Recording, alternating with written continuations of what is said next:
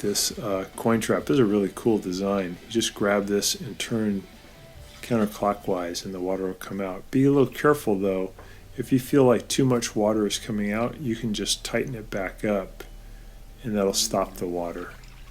So I just had a little water left in there, pulled the coin trap out, and then I noticed there's this big sticker that was in there, and I think that was keeping it from draining.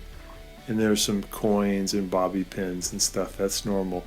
I've often found socks get pulled in here and cause it to not drain, especially like small baby socks, like for a newborn is very common.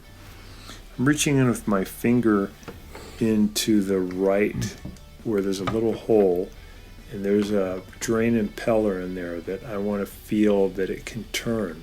Sometimes you can get like a rubber band or a hair tie wrapped around the impeller, and then